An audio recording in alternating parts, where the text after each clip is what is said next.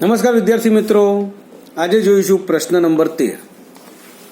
જુઓ, પાસાને એકવાર ફેંકવામાં આવે છે તો અવિભાજ્ય સંખ્યા આવવાની સંભાવના, 2 અને 6 વચ્ચેની સંખ્યા આવવાની સંભાવના અને અયુગ્મ સંખ્યા મળવાની સંભાવના શોધો।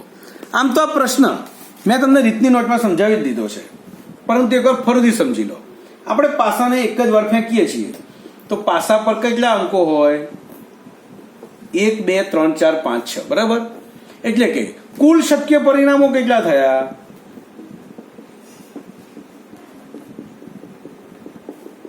6, રાઈટ? હવે એવું કીધું છે કે પાસાને ફેંકતા અવિભાજ્ય સંખ્યા આવવાની સંભાવના, તો અવિભાજ્ય સંખ્યા આવવાના સંભવિત પરિણામો કયા કયા? તો જો આમાં અવિભાજ્ય સંખ્યા કઈ કઈ? 2 3 અને 5, એટલે કુલ પરિણામો સંભવિત 3/6, 3 દુ 6, 1/3, બરાબર? ત્યારબાદ એમ કીધું છે 2 અને 6 વચ્ચેની સંખ્યા, 2 અને 6 વચ્ચેની સંખ્યા, તો 2 અને 6 વચ્ચે કઈ કઈ સંખ્યા? જુઓ, આ 2 ના 6, 3 4 અને 5, એટલે કે 3/6, 1/2। થોડુંક સ્પીડમાં જાઉં છું કારણ કે આવી ગયું છે। ત્યારબાદ છે અયુગ્મ સંખ્યા આવવાની સંભાવના। અયુગ્મ કઈ કઈ? તો 1 અયુગ્મ, 3 અયુગ્મ, 5 અયુગ્મ, તો એ પણ 3/6 બરાબર 1/3। ઓકે, ચાલો પ્રશ્ન 14। આ પત્તાવાળો દાખલો છે। આ પણ આપણે રીતની નોટમાં સમજી ગયા છીએ, ફક્ત અહીં એકવાર રિવાઇઝ કરી લઈએ। તમે જાણો છો કે સરખી રીતે ચીપેલા 52 પત્તા છે, એટલે પત્તા હોય ત્યારે ટોટલ તો નીચે 52 જ આવવાનું। હવે એમ કીધું છે લાલ રંગનો રાજા આવવાની સંભાવના। ખાલી રિપીટ કરું છું, ચલો લાલ રંગના રાજા કેટલા હોય? જો લાલ રંગ કીધું છે એટલે લાલ રંગ ચરકટનો પણ હોય અને લાલના પત્તાનો પણ હોય, એટલે કે લાલ રંગના રાજા 2 હોય, તો સંભાવના થશે 2/52। છેદ જરૂર પડે ત્યાં ઉડાડવા। બીજું છે પત્તું મુખ મુદ્રા વાળું હોવાની સંભાવના।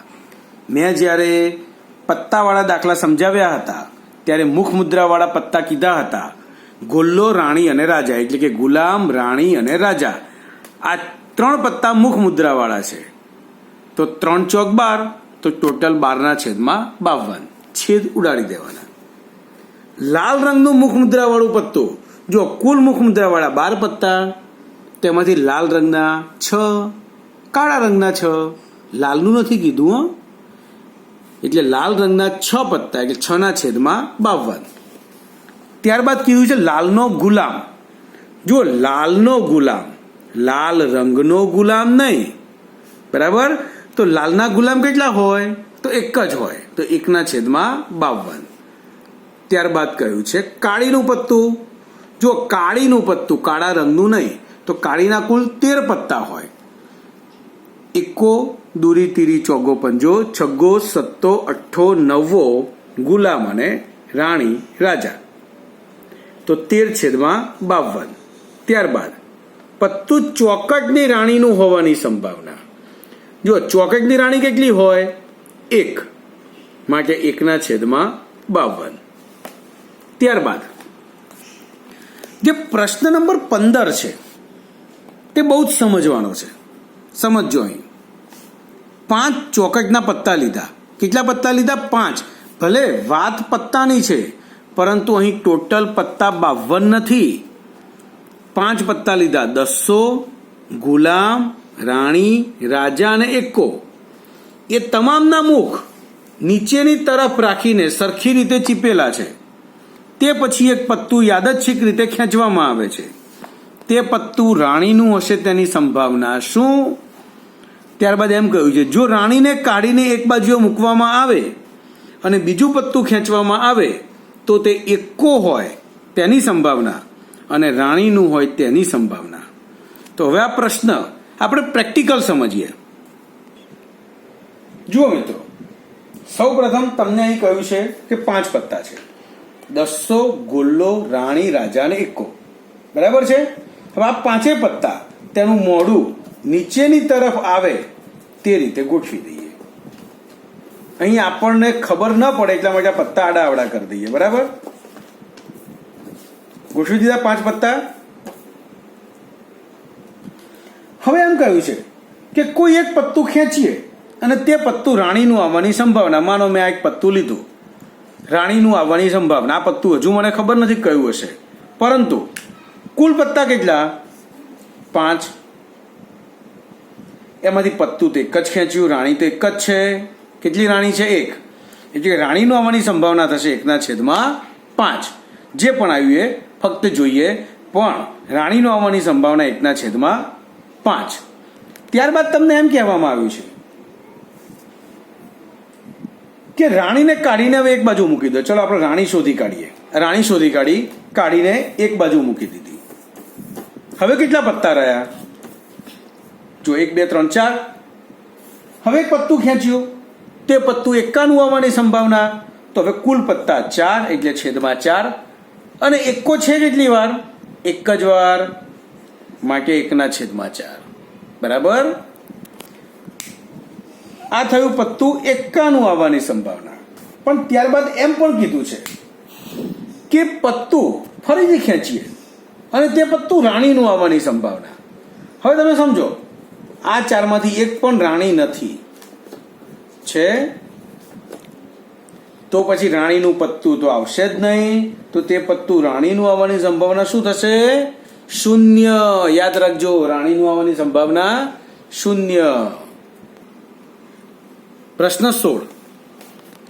ખામીવાળી 12 પેન યાદચ્છિક રીતે 132 સારી પેનની સાથે ભળી ગઈ છે. એવું શક્ય નથી કે કેવળ પેનને જોઈને જ કહી શકાય કે પેન ખામીયુક્ત છે કે નહીં. આ જથ્થામાંથી એક પેન યાદચ્છિક રીતે કાઢવામાં આવે છે, તો કાઢવામાં આવેલી પેન ખામી રહિત છે તેની સંભાવના શોધો. જુઓ બાળકો, ખાસ જોજો, અહીં સારી પેન કેટલી? 132. ખામીવાળી પેન કેટલી? 12. એટલે કુલ પેનો કેટલી થઈ? 144. બરાબર છે. હવે એમ કીધું છે કે પેનો જોઈને નથી ખબર પડતી કે સારી છે કે ખામીવાળી છે. એટલે એક પેન ખેંચી અને તે પેન સારી પેન હોવાની સંભાવના. તો સારી પેન હોવાની સંભાવના 132/144. બરાબર, પરંતુ અહીં છેદ ઉડાડવાના દરેક જગ્યાએ. જો થોડી મોટી રકમ છે એટલે હું તમને ઉડાડતા શીખવાડું છું. કદાચ કોઈ વિદ્યાર્થીનો પાયો કાચો પડતો હોય તો ધ્યાન રાખજો.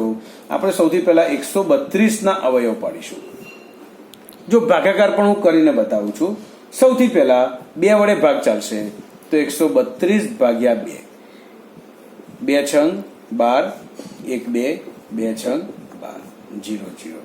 એટલે કે 66 દુ 132, 33 દુ 66, 11 તરી 33, 11 એકા 11. ઓકે, હવે વારો આવે 144. તો આ જ રીતે ભાગાકાર કરવાનો. 72 દુ 144, 36 દુ 72, 18 દુ 36, 9 દુ 18, 3 તરી 9, 1 તરી 3. બરાબર, તો અહીં અવયવ લખીએ.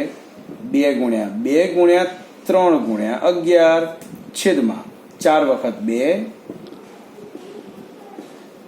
અને 2 વખત 3. 3 3 ઉડી ગયા, 2 2 ઉડી ગયા, 2 2 ઉડી ગયા. તો વધ્યું શું? ઉપર 11, નીચે 3 દુ 6, 6 દુ 12. તો 11 છેદમાં 12. બરાબર છે. પ્રશ્ન 17. 20 વીજળીના ગોળાનો જથ્થો 4 ખામીયુક્ત ગોળા ધરાવે છે. આ જથ્થામાંથી એક ગોળો યાદચ્છિક રીતે કાઢવામાં આવે છે. આ ગોળો ખામીયુક્ત હોય તેની સંભાવના કેટલી? સમજો બરાબર. 20 ગોળાનો જથ્થો છે, એટલે કે કુલ ગોળા 20 છે. હવે એમ કીધું છે 4 ખામીયુક્ત ગોળા છે, એટલે ખામીયુક્ત ગોળા 4. તો સારા ગોળા કેટલા થયા?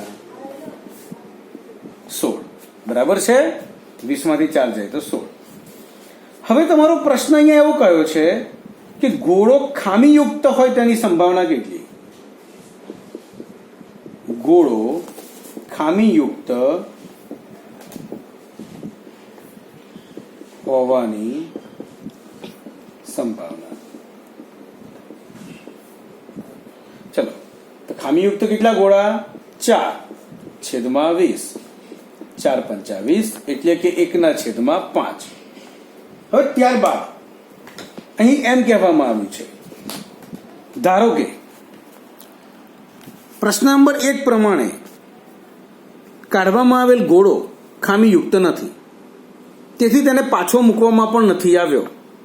હવે બાકીના ગોળામાંથી એક યાદચ્છિક ગોળો કાઢવામાં આવે છે, તો આ ગોળો ખામીયુક્ત ન હોય તેની સંભાવના કેટલી? હવે આ પ્રશ્ન સમજજો. જુઓ, કુલ ગોળા 20 હતા. કુલ ગોળા 20, ખામીયુક્ત 4, સારા ગોળા 16. હવે એક ગોળો કાઢ્યો અને તે ખામીયુક્ત આવ્યો, તેની સંભાવના 1/5. પરંતુ પ્રશ્ન નંબર 2 માં એવું કહે છે, એક ગોળો ખેંચ્યો અંદરથી, તે સારો આવ્યો. કેવો આવ્યો? સારો. એટલે કે ખામીયુક્ત નથી, એટલે એને પાછો ન મૂક્યો, બહાર સાઈડમાં મૂકી દીધો. તો હવે સમજો, કુલ ગોળામાંથી એક ગોળો ઓછો થઈ ગયો, તો કેટલા ગોળા વધ્યા? 19. એ ગોળો સારો હતો, એટલે જે ઓછો થયો તે સારો હતો, એટલે આ પણ થઈ ગયા 15. પણ ખામીયુક્ત તો અંદર 4 ને 4 જ રહ્યા, ટોટલ 15 ને 4 19. રાઈટ? હવે ફરીથી હાથ નાખીને ગોળો કાઢ્યો અને એ ગોળો ખામીયુક્ત ન હોવાની સંભાવના, ખામીયુક્ત નથી એટલે કે સારો છે, તો 15/19. બોલો, સમજ પડી ગઈ? ચાલો બાળકો, પ્રશ્ન નંબર 18. એક ખોખામાં 1 થી 90 સુધીના અંક લખેલી 90 ગોળ તકતીઓ છે. જે ખોખામાંથી એક ગોળ તકતી યાદચ્છિક રીતે કાઢવામાં આવે તો તેના પર 2 અંકની સંખ્યા હોવાની સંભાવના, પૂર્ણવર્ગ સંખ્યા હોવાની સંભાવના અને 5 વડે વિભાજ્ય સંખ્યા હોય તેની સંભાવના શોધો. જુઓ, શું કહ્યું છે? તો પ્રશ્ન બહુ સરળ છે. એક ખોખું છે, 1 લખેલી એક તકતી, ત્યારબાદ 2 લખેલી એક તકતી, એવી રીતે 90 સુધીની તકતીઓ એમાં છે. એટલે કે આવા ગોળ ગોળ બિલ્લા લખીને નાખી દીધા એક ખોખામાં, મિક્સ કરી દીધા. હવે ખોખામાંથી એક બિલ્લો કાઢ્યો અને તે 2 અંકનો હોવાની સંભાવના. જુઓ, એક બિલ્લો કાઢ્યો તો 2 અંકનો હોય તેની સંભાવના કેટલી? તે સંખ્યા 2 અંકની. તો જુઓ, 1 થી 90 માં 1 2 3 4 5 6 7 8 9 10 11 -90. તો 1 થી 90 માં કુલ શક્ય પરિણામો કેટલા છે આપણા? 90. એટલે છેદમાં તો 90 આવશે, તે તો ફાઇનલ થઈ ગયું. રાઈટ? હવે સમજો, 2 અંકની સંખ્યાઓ કેટલી? તો જુઓ, 1 2 3 4 5 6 7 8 9, આ 1 અંકની સંખ્યા થઈ. ત્યારબાદ 10 11 થી લઈને 90 સુધી બધી જ સંખ્યાઓ 2 અંકની થઈ. તો કુલ 90 છે, એમાંથી આ 1 થી 9 માઇનસ કરી દો, તો 2 અંકની કેટલી સંખ્યાઓ થઈ? 81. 9 9 81, 9 દા 90, 9 9 જતા રહ્યા, 9/10. બોલો, ખ્યાલ આવી ગયો? આગળ ત્યારબાદ તમને એમ કહેવામાં આવ્યું છે કે તે સંખ્યા બીજી વાર એક તકતી કાઢી અને તે સંખ્યા પૂર્ણ વર્ગ હોવાની સંભાવના. કેવી? પૂર્ણ વર્ગ. હવે પૂર્ણ વર્ગ સંખ્યાઓ કઈ કઈ આમાં? તો જેનો જે સંખ્યા કોઈકનો વર્ગ હોય તેને પૂર્ણ વર્ગ સંખ્યા કહેવાય. ગણિતના આ બધા શબ્દો પણ તમારે યાદ રાખવા પડશે. જો 1 નો વર્ગ શું થશે? 1, 2 નો વર્ગ 4, 3 નો વર્ગ 9, 4 નો વર્ગ 16, 5 નો વર્ગ 25. 6 નો વર્ગ 36, 7 નો વર્ગ 49, 8 નો વર્ગ 64, 9 નો વર્ગ 81, 10 નો વર્ગ 100. તો 100 તો 90 કરતા મોટા થઈ ગયા એટલે આ નહીં આવે. તો 1 થી 90 પૂર્ણવર્ગ સંખ્યાઓ કઈ ગઈ? તો 1, 4, 9, 16, 25, 36, 49, 64 અને 81. તો કુલ કેટલી સંખ્યા થઈ? તો 1, 2, 3, 4, 5, 6, 7, 8 અને 9. તો પૂર્ણવર્ગ સંખ્યાઓની સંભાવના થશે 9 છેદમાં 90.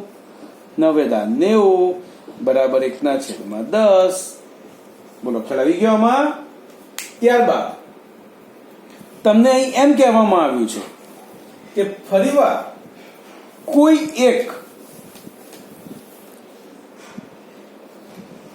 ગોળ તકતી ખેંચતા તેમાં 5 વડે વિભાજ્ય સંખ્યા આવવાની સંભાવના. કેટલી? 5 વડે વિભાજ્ય. આ પણ સમજો છો, દરેક શબ્દ સમજવાનો છે. તો 1 થી 90 5 વડે વિભાજ્ય સંખ્યા કઈ કઈ? તો 5 એકાનો ઘડિયો બોલો.